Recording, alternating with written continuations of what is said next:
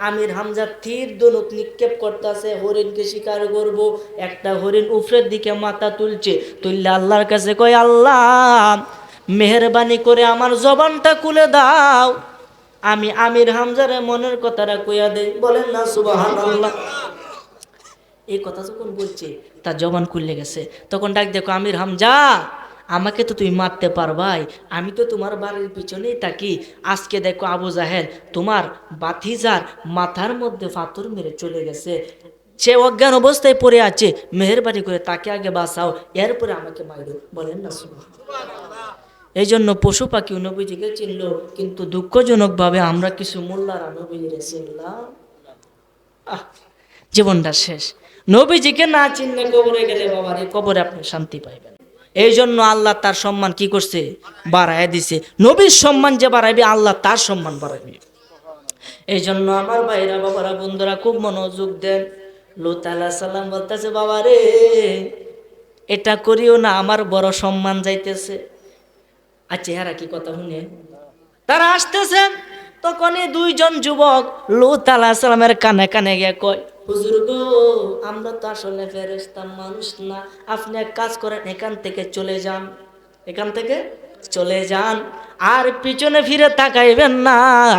কি হইতেছে কি না হইতেছে আপনি শুধু সামনের দিকে যাবেন, যতগুলো আপনার অনুসারী আছে সব অনুসারীদেরকে লইয়া পিছনে তাকাইবেন না, শুধু সামনের দিকে যাইবেন, পিছনে তাকাইবেনই না। বলেন না সুবহানাল্লাহ। এই কথা যখন বলছে সকলে, লূত আলাইহিস সালাম তার যে শাগরেদ আছেন, কারামের মধ্যে কিছু ভালো আছে না, কয়েকজনকে লইয়া যাইতেছে সামনের দিকে, একটু চোখের আড়াল হইতে ফেরেশতারা নিজের আকৃতি ধারণ করছে, মাথা আসমানে, পা জমিনে, এত বিশাল দেহ দেখে তাদেরকে ডরাইব নাকি? ভয় পাইতো না? কোনটা কোন ডরায়াতে হকটার প্রস্রাব পায়খানা করার বাউ, আই সব্যনাশ, এটা কি দেখলাম? এটা একটু পিছনের দিকে যাইতেছে, ফেরেশতার কিন্তু পাকা আছে, আপনারা জানেন এত বড় পাকা।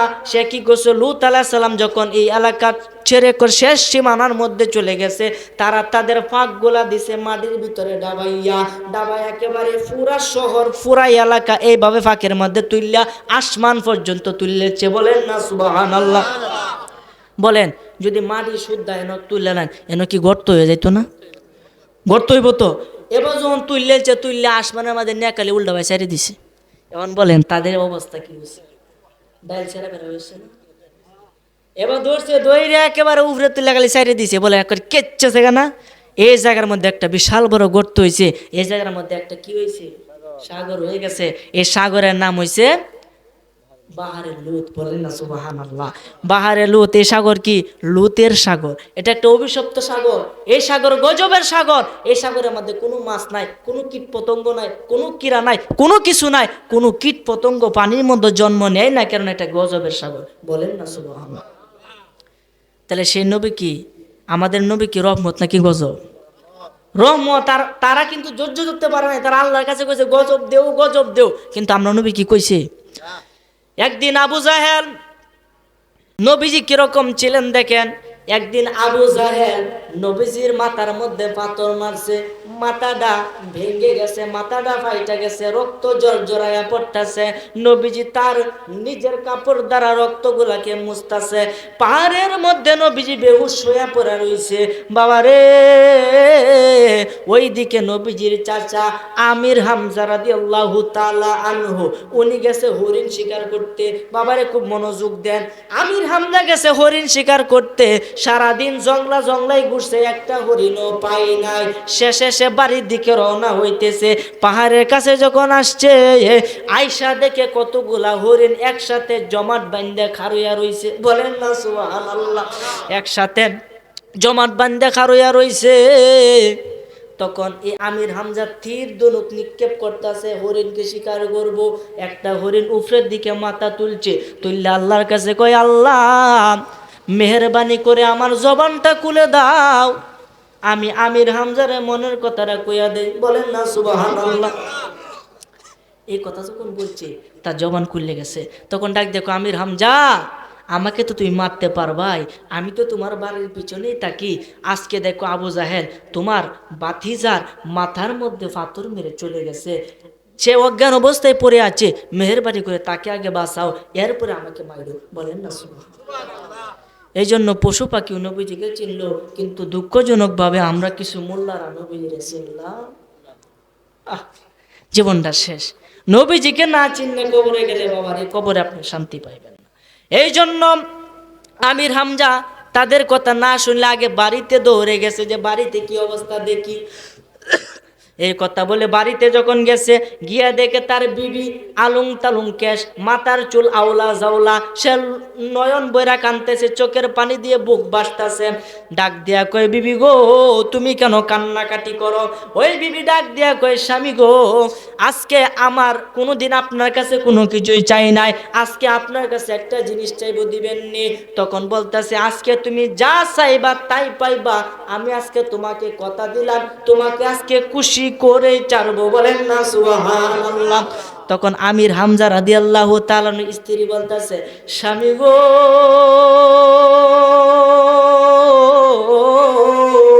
ও আমার আদরের স্বামী, আমি আপনার কাছে হীরা চাই না, মানিক চাই না, কোনো স্বর্ণ চাই না, কোনো কিছুই চাই না, একটা প্রশ্নের উত্তর চাই। সামান্য একটা প্রশ্ন, একটা প্রশ্নের উত্তর দাও। যে কি প্রশ্ন? আজকে যদি মুহাম্মদের পিতা আব্দুল্লাহ বেঁচে থাকতো, তাইলে তার মাথায় কি কেউ পাথর মারতে পারত? বলেন না সুবহানাল্লাহ। আমির হামজা একটু চুপ, কথা বলে না। একটু পরে বলতেছেন, না সম্ভবই না, যদি আজকে আমার ভাই আব্দুল্লাহ বেঁচে থাকতো, তাহলে মুহাম্মদ সাল্লাল্লাহু আলাইহি ওয়াসাল্লামের মাথার মধ্যে কেউ পাথর মারতে পারতো না। তখন বলতেছে, স্বামী গো যদি আমাকে খুশি করতে চাও, তাহলে আগে তোমার বাতিজাকে বাঁচাও। বলেন না সুবহানাল্লাহ। দৌড়িয়া গেছে ওই বাতিজার কাছে, গিয়ে পাহাড়ের মধ্যে ডাকে, মুহাম্মদ রে কই তুই, কই তুই। সুবহানাল্লাহ বলেন। চাচা তো চাচা নাম কয়ে ডাকতেছে, আমরা তো এবার নাম কই, তাহলে কি সব হবে না গুণ হইব? গুণ হইব। নবীজি কইছে, আমার নাম শুনে যদি কেউ দুরূদ শরীফ না পড়ে, সে ধ্বংস হয়ে যাবে। এ কারণে মুহাম্মদ কইতে সাল্লাল্লাহু আলাইহি সাল্লাম মুখ দিয়ে বলতেই হবে, আপনি আল্লাহ যে ধর্মেরই হোক, ধর্ম বলতে আপনি এই লাইন হন ওই লাইন হয়, মুসলমান হলে আপনাকে বলতেই হবে। কথা বলেন ঠিক কিনা? এই জন্য আমার ভাইরা, বাবারা, বন্ধুরা ডাক দিয়া কই, বাতিজা তুমি কই, কই তুমি কই? নবীজি রাহরে না, চুপ করে রয়েছে। একটু সামনে গিয়া দেখে, কেলা রিপিট করে আমার পিছনে কেলা না, আমি কথা আমার পিছে দেরি পিটাইতেছে, এগুলা করবেন না। তখন ডাক দিয়া কই, বাতিজা তুমি কই? রাহরে না, একটু সামনে গিয়া দেখে কতগুলা হরিণ একসাথে। ওইখানে নবীজি বলতেছে, আল্লাহ মক্কার জমিনের মানুষে বুঝে না, কাফেররা বুঝে না, তারা আমাকে চিনে না, মেহেরবানি করে আমার জন্মভূমির মধ্যে তুমি গজব দিও না, তুমি রাগান্বিত হইও না। হ্যাঁ, কতটুকু ধৈর্য! সেই নবীকে আমরা চিনি না। হ্যাঁ, সেই নবীকে আমরা কি করি না, চিনি না। সময় কিন্তু অনেক হয়ে গেছে, 12টা বাজে উঠছে, আর সামনে কিন্তু আলোচনা নেওয়া যাবে না। এই কথাটা বলে ইনশাল্লাহ আমি সমাপ্তি করে দিব। তখন সামনে হুজুর গেছে, গিয়া দেখে, হ্যাঁ 12টা বাজে উঠছে, উঠছি তো 10টার সময়, কই 11টার সময়। চলবো নাকি তা কোনটা কোন? আমরা তো চালাইনতে তো চলবোই, কিন্তু আমারও তো একটা জান আছে। হ্যাঁ, এই যে মুরব্বী ফজরে আজান। যাই হোক আমার ভাইরা, বাবারা, বন্ধুরা মনোযোগ দেন, মনোযোগ। এটা তো আপনারা জুসে কইতেছেন, উসে না। এই জন্য আমার ভাইরা, বাবারা, বন্ধুরা গেছে নবীজির কাছে, গিয়া দেখে নবীজি কথা কয়, একো বাতিজা রে, একবার খালি তুই অনুমতি দে, তোর সামনে আবু জাহেলের কল্লা আমি 2 টুকরা করে দিব। তখনও আমির হামজা কিন্তু মুসলমান হন নাই, কিন্তু নবীজির প্রতি তার দরদ ছিল। বলতেছে, এখনই তোর সামনে আবু জাহেলের কল্লাটাকে 2 টুকরা করে দিব। ওই সময় কিন্তু আমির হামজার শক্তি ছিল অনেক বেশি, সে ছিল 1 নাম্বার যোদ্ধা, তাকে সবাই ভয় পাইতো। যেই রাস্তা দিয়ে আমির হামজা যাইতো, ওই রাস্তায় কোনো কাফের থাকতো না। বলেন না সুবহানাল্লাহ। বলতেছে, বাতিজা তুমি একবার খালি কও, তোমার সামনে আবু জাহেলের কল্লা আমি 2 টুকরা করে দেম। তখন বলতেছে, চাচা গো, তুমি যদি আমাকে সত্যিকার অর্থে খুশি করতে চাও অবশ্যই আমি খুশি করব, তোর যদি আমি খুশি না করি আমার বিবি খুশি হবে না। আমি তো তারে কথা দিয়েছি, তুই কি কইলে তুই খুশি হইবে? তখন আমার নবীজি বলতেছে, চাচা গো আপনি আমার পাশে এসে দাঁড়ান। দাঁড়াইলে কি হবে? কয়েকবার আমার কানের মধ্যে জবানে আপনি জারি করে দেন, লা ইলাহা ইল্লাল্লাহু মুহাম্মাদুর রাসূলুল্লাহ সাল্লাল্লাহু আলাইহি ওয়াসাল্লাম। বলেন না সুবহানাল্লাহ। আপনি মুসলমান হয়ে যান, তাহলে আমি খুশি। এরপরও সে বলে না যে তুমি প্রতিশোধটা নেও। হ্যাঁ, সেই নবী কেমন নবী? যে নবী আপনার নবী, আমার নবী, জিনের নবী, মানুষের নবী, ফেরেশতার নবী, আরশ, কুরসি, লৌহ কলমের নবী, 18,000 জাত, 80,000 আলমের নবী, আমার আল্লাহ বলে স্বয়ং আমার নবী। সেই নবীর সাথে কারো তুলনা আছে? আছে কারো তুলনা? সেই আল্লাহ তো নবীজিরে পাঠাইছে, তাহলে আল্লাহ কেমন মহান চিন্তা করেন একবার। হ্যাঁ, প্রভু তুমি রহমান, প্রভু তুমি মেহেরবান, প্রভু তুমি রহমান, প্রভু তুমি মেহেরবান। আরে তোমার হাতে জীবন মরণ, তোমার হাতে প্রাণ, প্রভু তুমি রহমান, প্রভু তুমি মেহেরবান, প্রভু তুমি রহমান, প্রভু তুমি মেহেরবান। গাছ গাছালি বন বনানি বিধান দাতা তোমায় মানি, তোমার কোরআন সত্য জানি, দিয়ে মন প্রাণ, দিয়ে মন প্রাণ। ওরে পরকালে তোমায় পাবার আশায় পেরেশান, প্রভু তুমি রহমান, প্রভু তুমি মেহেরবান, প্রভু তুমি রহমান, প্রভু।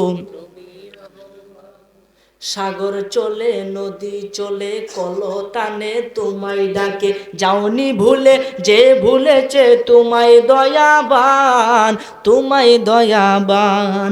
পাখির কণ্ঠে বাঁশবাগানে, পাখির কণ্ঠে বাঁশবাগানে শুনি তোমার নাম, প্রভু তুমি রহমান, প্রভু তুমি মেহেরবান, প্রভু তুমি রহমান, প্রভু তুমি মেহেরবান।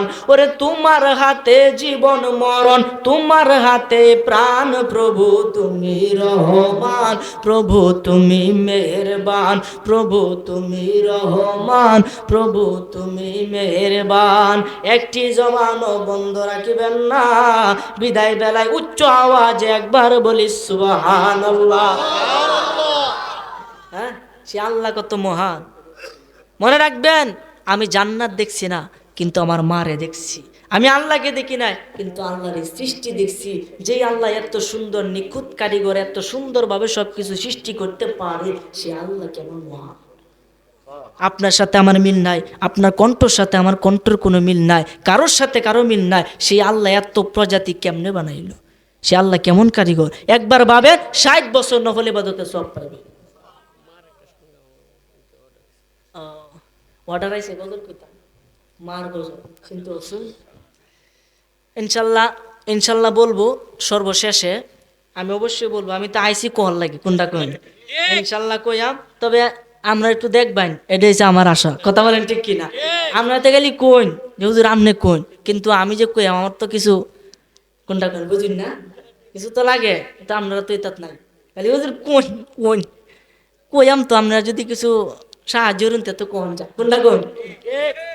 এই জন্য একটু চেষ্টা করবেন সবসময়, কারণ মাহফিলটা করলে তো আপনার একজন মহিলা একা একা মাহফিলটা করে, তার সাথে এই যে তার জামাই দেলোয়ার সাহেব, তার মেয়ের জামাই, হ্যাঁ, এবারে সভাপতি, এরপরে আরো কমিটি যারা আছে এলাকার সবাই মিললে তো মোটামুটি। তবে এটা উদ্যোগটা একটা মহিলা, এই জন্য যদি ইমানি শক্তি তাই আপনি মহিলা দুর্বল হন, ইমানি শক্তি যদি থাকে আপনি যতই দুর্বল হন আপনি বাতিলের সামনে মাথা উঁচু করে দাঁড়াতে পারবেন ইনশাল্লাহ। কথা বলেন ঠিক কিনা? এই জন্য এই মহিলাটা মাহফিল করে, আমি তাকে ধন্যবাদ জানাই। প্রতি বছর মাহফিলটা হোক, এটা আমরা সকলে চাইতো ইনশাল্লাহ। গেলা গেলা চাইতো, হাত তুলে দেখেন, নারে তাকবীর, নারে রিসালাত, ওয়াজ মাহফিল যেখানে সকলে আলহামদুলিল্লাহ। এই মাহফিলটা আপনারা চান, আমিও চাই। আপনারা কি করবেন, একটু মাহফিলের মধ্যে সহযোগিতা করবেন ইনশাল্লাহ, তাহলে মাহফিলটা আরো জাঁকজমক হবে। যে আলেমগুলো আসছে আপনারা বলেন একটা ফুলের একটা ফুল না কোনটা কোন, এক এক ফুল আর এক এক গ্রান, এক একজন বক্তা যে ওয়াজ করছে আমার অন্তরটা ঠান্ডা হয়ে গেছে। এক একজনের সাথে এক একজনের মিল নাই, কথা বলেন ঠিক কিনা? কেমন এলেন? এই জন্য আপনারা মাহফিলের মধ্যে আসবেন, একটু শ্রম দিবেন। এই যে মাহফিলে যারা আসছেন, আপনাদের প্রতি নিঃশ্বাসে নিঃশ্বাসে হাঁটা চলায় 10টা করে নেকি হয়েছে। তা লাভ হয়েছে না লস হয়েছে? এমনকি যদি আখিরি মোনাজাত পর্যন্ত থাকতে পারেন, তাহলে আপনার শরীরে কোনো গুনাই থাকবে না। তাহলে আপনার শরীরে যদি গুনাই না, তাই আপনি তো নিষ্পাপ। আর আপনি তো নিষ্পাপ হন, এই রাতে যদি মারা যান, তাহলে কি জান্নাত না জাহান্নাম? জান্নাত। এই জন্য আমার ভাইরা, বাবারা, বন্ধুরা, জান্নাত কেমন রে বাবা, এটা বলে আমি শেষ করে দিই। জান্নাতে যদি যাইতে চান, কোরআনটা একটু ভালোভাবে পড়েন। জান্নাতের মধ্যে বাবা, জান্নাত হলো 8টা। প্রত্যেকটা জান্নাতের মধ্যে 100টা করে তালা আছে, 100টা করে স্তর আছে, এবং অনেকটি ফালা আছে। এক একটা ফালার থেকে এক একটা ফালার দূরত্ব 500 বছরের রাস্তা। আর আসতে কোন, আরো আসতে কোন। জান্নাত হলো 8টা। এক একটা জান্নাতের ভিতরে 100টা করে তালা, এক একটা তালার দূরত্ব 500 বছরের রাস্তা। জান্নাতটা মনে আমরা পৃথিবীর মতো? বাবারে, সবচেয়ে ছোট যে জান্নাত, এই জান্নাতটা হবে এরকম 10টা পৃথিবীর সমান। তো সেই জান্নাতে আমরা সকলে যেতে চাইতো। আনতে যেতে পারবেন গা? নামাজ পড়লে বেহেশতে যাবেন গা? না, নামাজ পড়লে বেহেশতে যাবেন গা? মিফতাহুল জান্নাতি সলা, নামাজ তো বেহেশতের চাবি। বেহেশতে যাবেন কেন? বাবারে, নামাজ পড়লে বেহেশতে যাওয়া যাবে না। এখন আমরা অনেকে আছি নামাজে পড়ি না, কথা বলছি কিনা? নামাজ পড়তে হবে, তাহলে চাবি পাইবেন। কোন নামাজ পড়লে? যে নামাজে নবী আছে ওই নামাজে আল্লাহ আছে, যে নামাজে নবী নাই ওই নামাজে আল্লাহ নাই, যে নামাজে আল্লাহ নাই সে নামাজে বেহেশতের চাবি হইতে পারে না। কথা কোন ঠিক কিনা? নামাজ আল্লাহ, সালাম নেয় নাই আল্লাহ পাকে, ওয়াজিব হলো সালাম দিবি নবীজিকে। কথা বলেন ঠিক কিনা? আরে কি উপমা দিব আমি আমার মুখে, বাবা স্বাদ মিটে না রওজা দেখে, রওজা দেখে, রওজা দেখে, স্বাদ মিটে না রওজা দেখে, রওজা দেখে, রওজা দেখে। কি উপমা দিব আমি আমার মুখে, বাবা কি উপমা দিব আমি আমার মুখে, স্বাদ মিটে না রওজা দেখে, রওজা দেখে, রওজা দেখে। কথা বলেন ঠিক কিনা? এই জন্য আল্লাহর কাছে সবচেয়ে বেশি বেশি দোয়া করবেন, জীবনে একবার হলো যেতে নবীজির রওজায় যেতে পারেন। এই দোয়াটা করবেন, আমার জন্য দোয়া করবেন, আল্লাহ যেন আমাদের প্রত্যেকের নবীর উম্মত হিসাবে কবুল করে। উচ্চ আওয়াজে বলেন আমিন। এমন একটা ওয়ার্ডারের গজল সর্বশেষ, ইনশাল্লাহ মায়ের একটা গজল, হ্যাঁ হইবনি ইনশাল্লাহ। জুলাস ভাই কইছে অবশ্যই অন লাগবে। কথা কোন ঠিক কিনা? হেলার ফান হইলে আর কিস্তা লাগে।